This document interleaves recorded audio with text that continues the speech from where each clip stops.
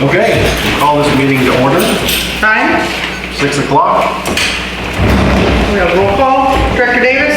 Here. Director Beatty? Here. Director Smiley? Here. Director Sangster? Present. Everybody. Any approval of the regular meeting agenda or motion to change it? With motion to approve it with the exception that we're moving item 10.1 to precede our special presentations and public hearing. Need a second? I'll second that. All in favor? Anyone opposed? Hearing none.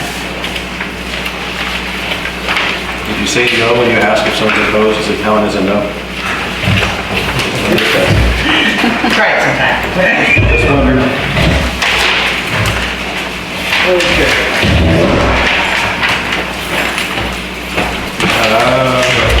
Pledge allegiance.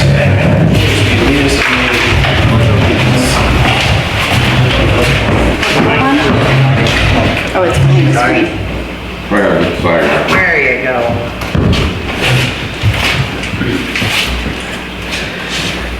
I pledge allegiance to the flag of the United States of America and to the republic for which it stands, one nation, under God, indivisible, with liberty and justice for all.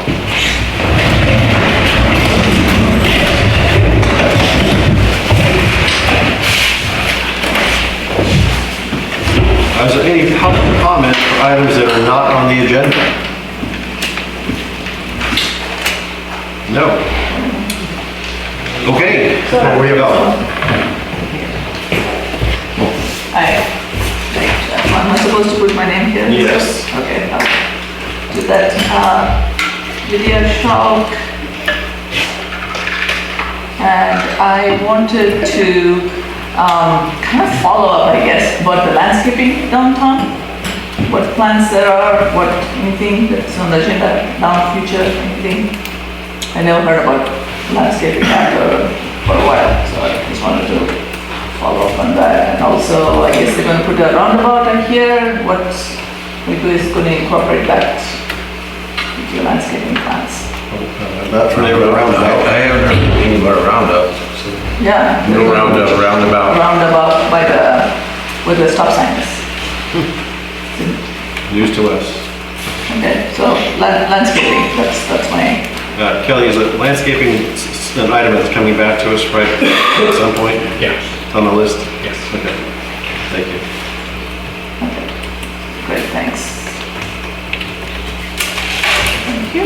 The roundabout, are you speaking of the potential roundabout on 14th Street? Yeah. Okay, so Supervisor Sean came to the advisory council a couple months ago, and he proposed that there might be some funding available for a temporary roundabout on 14th and Mission Street, where the four-way stops have just been installed. Logistically, I don't know how that's going to work, but it's just one of those things that's kind of out there. It might come further to the advisory council, eventually make it to C.S.D. But it would be a public works project. Funded by the county, I assume? Yes, there's some funds available for like roundabout projects, and this is, it might be a state funded thing, but it's a temporary roundabout to see if it works. Okay. Hi there, my name is Rudy Shaw. I just want to comment on that roundabout. So I was at the advisory council meeting last week, and John Pashon came by and he mentioned that the funding that they were going to use for the Atascadero roundabout, they got canceled, or they're not going to do it, so they wanted to put the roundabout on 14th Street. I just noticed that, when I go and every morning on my way to work, I make a left turn onto Mission Street, and sometimes there's some pretty big trucks that are coming around that corner, and I just can't imagine how they're going to make that turn if there's a roundabout in the middle of that intersection. And I really don't understand what possible purpose a roundabout would serve there, other than just like, oh, we got this money and we're going to throw it somewhere. I don't think that's a good enough reason to have a roundabout, to be quite honest. I agree. Thank you. I agree too. Any other public comment for items not on the agenda? Nope. Okay, well, we're up to 10.1. Thank you so much, board members. My name is Toby Stein, Executive Director for the San Luis Obispo County Integrated Waste Management Authority. I wanted to thank you for inviting me to talk about item 10.1, which is a draft agreement that would allow my agency to develop a household hazardous waste collection facility at the wastewater treatment facility. I want to mention I'm coming up on my 1-year anniversary with the IWA. This is a project that has been in the works for a long time, well before I joined the agency. We're really excited about the potential for developing a project that would provide a lot of benefits to your residents. So I'll talk just a little bit about, on the next slide, some of the topics that I'll cover. Just a little bit of background about our HSW program, which we're running on a countywide basis, what the proposed lease agreement provides for, some of the benefits from the project, and then timeline and next steps if your board were to approve the agreement. So let me start with just a little bit of an overview. There's a requirement for every city and county to make sure that there's a proper plan for managing hazardous waste to ensure that it's not improperly disposed.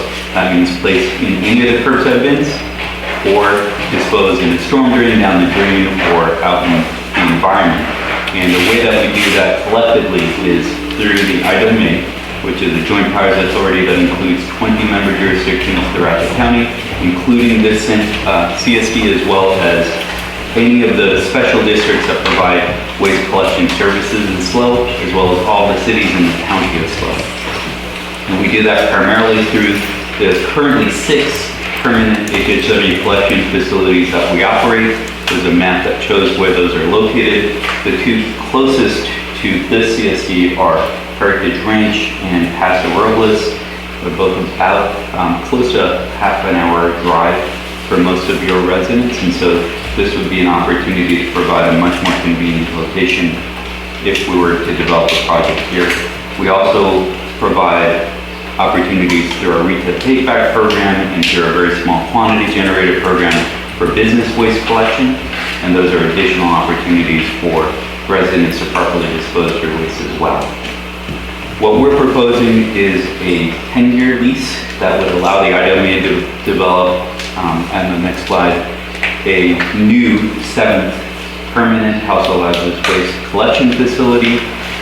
The agreement, if you reviewed it, spells out 14 very specific responsibilities that the IWA would be taking on, including being fully responsible for all financial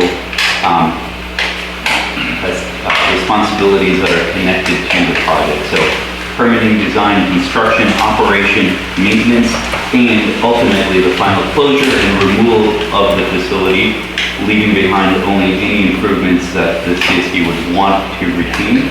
Otherwise, we would bring the site back to its original condition. And it's using less than 1/10 of an acre, and also developing the access roadways and other features that would allow us to develop the facility without any operational impacts to the wastewater treatment facility, which is the priority for that site. Next slide. This gives you first an overview of the location that we're proposing to develop the site. This was done in close coordination with Kelly and his team to make sure that we didn't have any operational impacts. You also see a photo of what would be a very similar facility to what we're proposing. This is the site at Heritage Ranch. You can see it doesn't really take a lot of space. We're talking about really a locker for storing some of the material until we have our contractor take it off-site and primarily recycle the collected material at specialized facilities, or take it for specialized disposal at facilities that are certified to properly dispose of hazardous waste. On the next slide, just highlighting a few of the benefits. The most important is a much more convenient, free way for properly disposing of HHW. These are things like batteries, paint, used oil, sharps, any automotive fluids, electronics, anything with a circuit board. These are things that are hazardous, poisonous, flammable, toxic. Anything that you don't want putting in your curbside bins, we continue to have things with batteries, placing curbside bins that ultimately cause fires, either at recycling facilities or in trash trucks. We have things that are improperly poured down the drain, end up at your wastewater treatment facility. We definitely don't want that because there's a negative impact that happens. The way that we avoid that is by providing free convenient options for residents to take these materials and have us pay for proper disposal. And ultimately, all of that is to protect the public's health and safety from improper disposal and reduce any impacts to the environment and to our residents. If this agreement were approved, we would hope to design and permit within 6 to 8 months or less. And construction would also take about the same length of time. So within roughly a year, our goal would be to have a fully operational facility. We can actually probably do it in less time, but we always want to give a little bit of a cushion because, you know, with permitting, especially when you're dealing with state agencies, things always take longer than you hope. But we'd love to answer any questions that you have and ask for your support for the second. Thank you for the presentation. First question, I guess, so it would be open and available to any county resident or any resident, period? Only SLO County residents. Okay. And because of the other facilities that are in the vicinity, we expect that the vast majority of people that will be using this particular facility are residents of the CSD. Got it.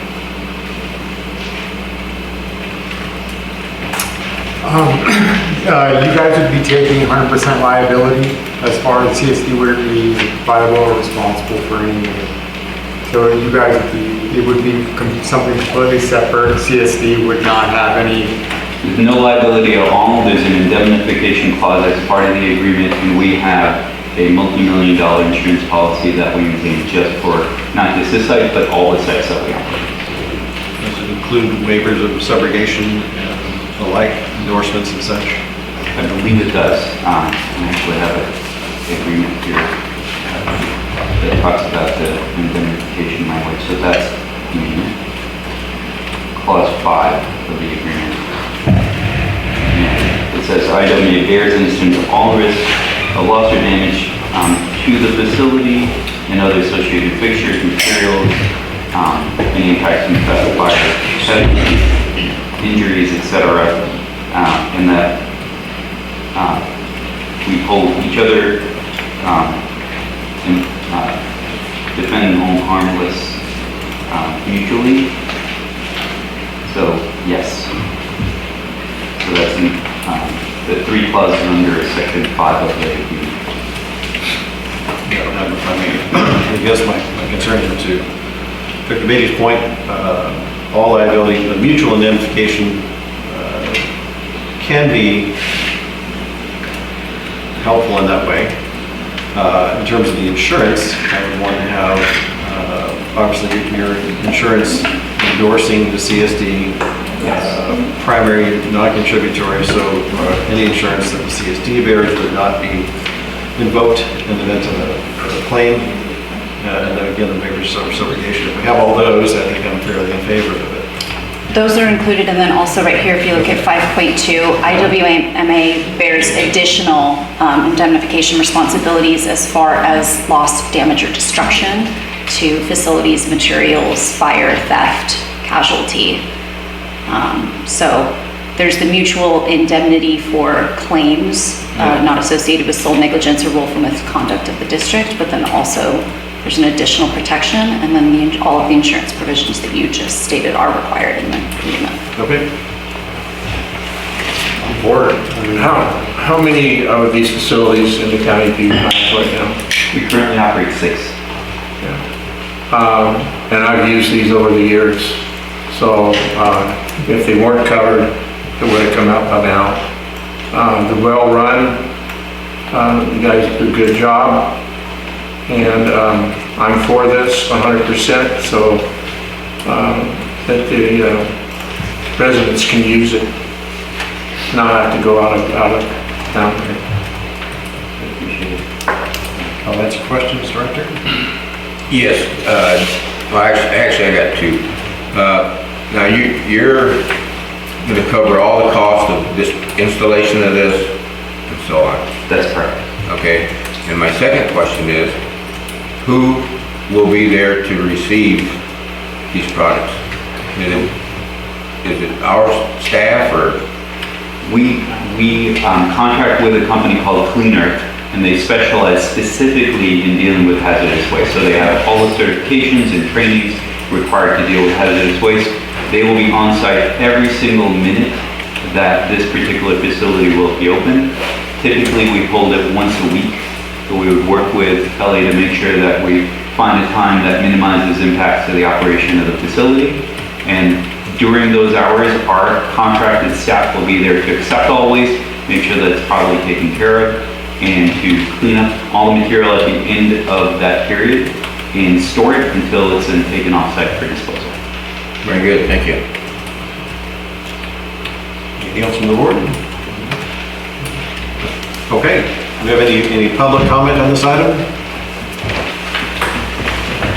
I mean, I just have a question.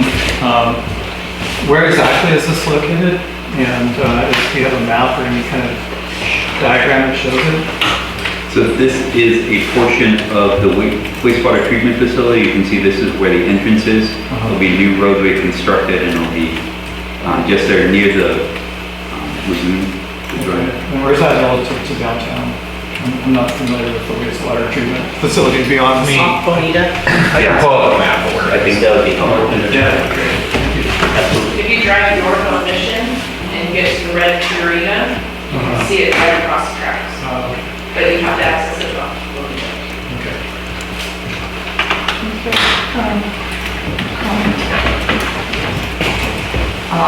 Once again, a question. So I'm only talking about what I read on Facebook and stuff, but there's spillovers and things that are happening with the wastewater facility. Let's say we have that, and it's also by the river. What mitigation efforts do you have, and how is it going to impact all of us? Yeah, so you can see the location here. It's going to be in an area that's a little bit raised from that lagoon area to the right. And so if there's any spillover, there's also going to be a small containment area around the actual facility, so it would minimize any impacts from spillovers from the facility, but also rain, stormwater, things like that. So that's already accounted for. How do people drop their items off? So what you'll be doing is driving to the location. We're gonna create a paved roadway to access it. You'll pull up, you stay in your vehicle. So for those that haven't been to some of our other sites, you drive up, there are folks that are there to greet you. They'll ask you what materials you have. They'll grab those materials from you, place it. It's drive-through service. You don't even have to get out of your vehicle. So very convenient. And it's free, you said? Yes, free to all residents. Is it similar to the pool in Central? Jenny? And the Paso building? Yes, exactly like the facility at Paso, Heritage Ranch, Chicago Bridge. You may have gone to some of those local facilities. Those are the three that are closest to you currently. This would be obviously a lot more convenient. If you don't mind, can you put the Paso facility up on the map just so that we have an idea of what one that's already built looks like? Sure. That's the link. I don't know if it's going to show up that.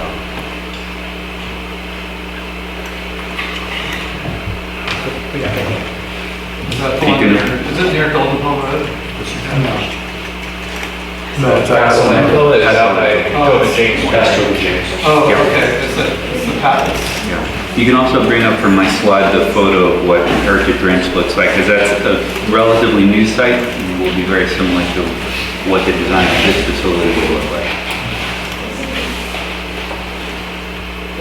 So that's a photo. We always fence it off to make sure that when it's closed to the public, that people don't think, oh, I can just bring our materials over and drop it off. And so people can only drop things like on a certain day per week. Right.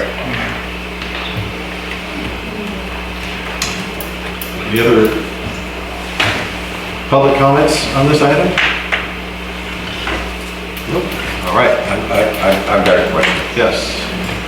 okay, a road to it and everything, but like, I've been down there quite a few times. Kelly, you can correct me if I'm wrong, but it looks to me like they're gonna go around behind that temporary trailer you have up there, and then over those sea containers. So there, let me go back to so on this picture right here, this is the gate down here in the lower Right. left corner. They would come in, and where our trash cans are right now, they would be turning right, going through another gate, down to the bottom of the hill, down to where the storage containers would be down here. So they're not going through any existing buildings or anything. We're not moving any of this. It's going next to it, creating a new road. Right next to the dryer pond there, right? Yeah, so the drying pond is over here. Yeah. So this will be a new paved access straight to this, where the containers will be. Is that gonna interfere with any of your projects that you're? No, we've gone through, and we have preliminary plans at this point, but we have gone through and gone to great detail to make sure that it doesn't impact our current operation or any of the future plans for the treatment plant. And WMA is gonna do all the road work and everything, right? Yeah, they're paying for all the planning, they're paying for all the infrastructure repair or infrastructure installation. They'll obviously pay to manage it, and then in the event that it gets taken out, they'll pay to take it out. Okay. That's all. Okay. That's the board. We have a recommendation, something they would like to make a motion on perhaps? I make a motion to approve. We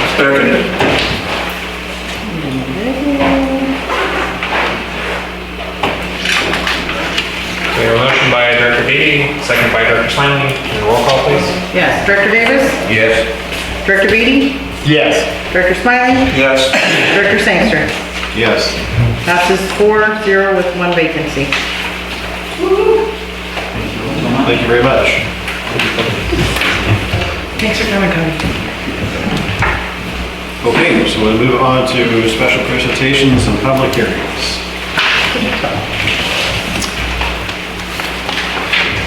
The first item is a request for censure submitted by Director Davis against Director Smiley.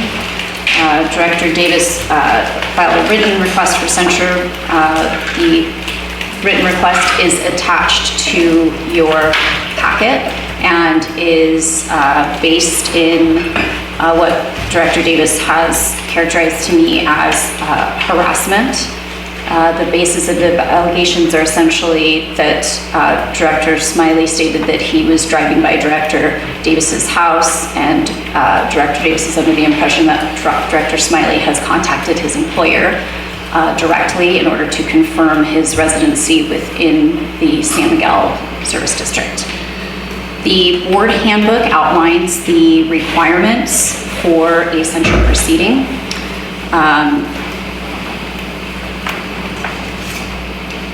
The board may admonish a director, which is if an admonishment is appropriate for allegations of a violation of law or district policy.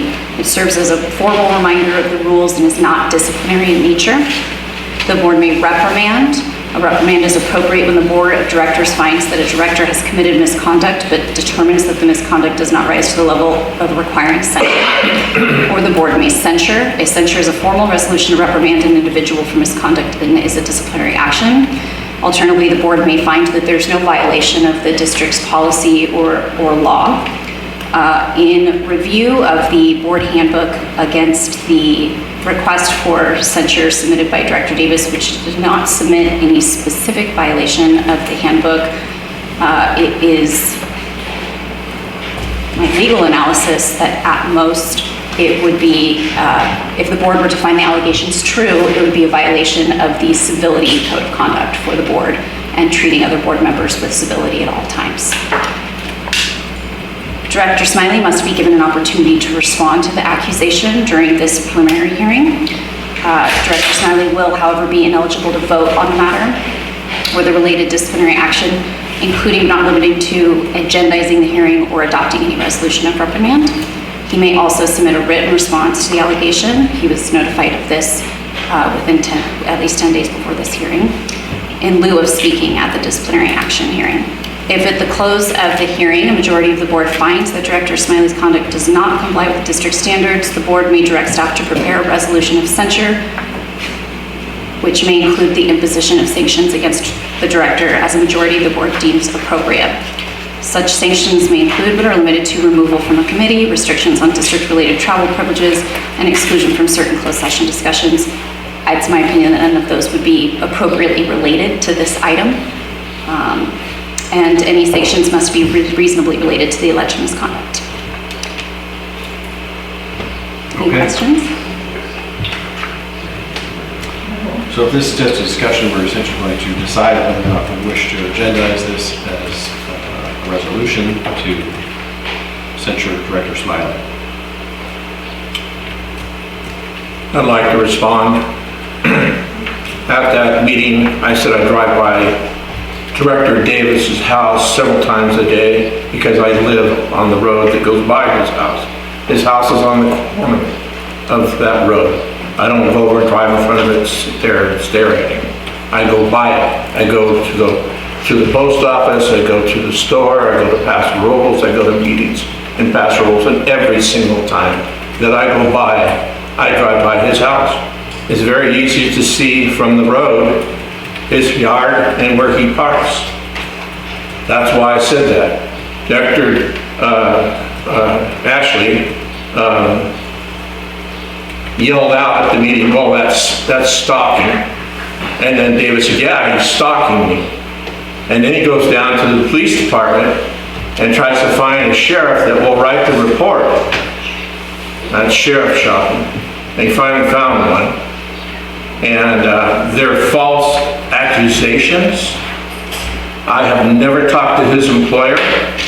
I got a picture of the entrance to his residence from somebody else that's doing a development here that objects to Mr. Davis's actions on the board. I got that from there. I've never talked to his employer. I've never stalked him.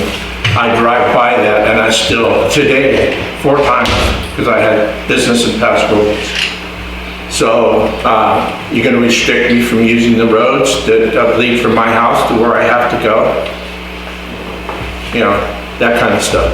So, he's taken this out of, somehow I'm doing something to him, I'm not. And all this is in the context of him not living in the district. He lives up in Monterey County at a ranch up there. And my understanding is from his employment agreement, he has to live on the ranch. And his truck's still not there every day when I go by, no matter when it is. So, and I don't think it's proper for the district to be taking up something that should be civil. And I have got counsel. I'm waiting to hear what the board's going to do.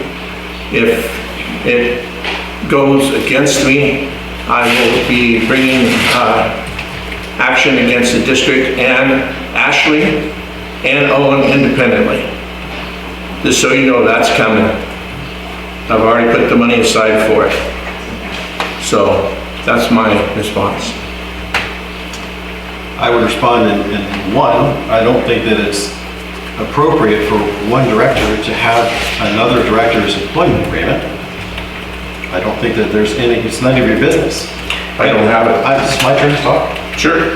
If you reviewed it, then you've had it. So I don't think it's any of your business to review another director's employment agreement, number one. Number two, in this very room, you talked about you going to the ranch and you seeing his truck and this and that and the other thing. So these were all things that were based on what you said you did. No one else made anything up. No one else. It's everything you said. And I frankly found it inappropriate for one director to take actions that you did, that you said in a meeting, and I don't think they were appropriate to do to another director. So that's my 2 cents for the whole thing. And it's everything that was brought to, was all things that you said you did yourself. So, it's not like it was made up. It isn't like if it's made up, then you made it up. Director Davis is only responding to what you said you did. And again, having access or gaining access to another board member's employment agreement is so far out of being appropriate, I don't even know what to say. It's not your business. This is a CSD, we're a board. We do our work here in this room for this community. It has nothing to do with what he does for a job. It's been pointed out that he owns the house that he does live in, and that house is in the district. He's eligible to be a board member, so I'm not sure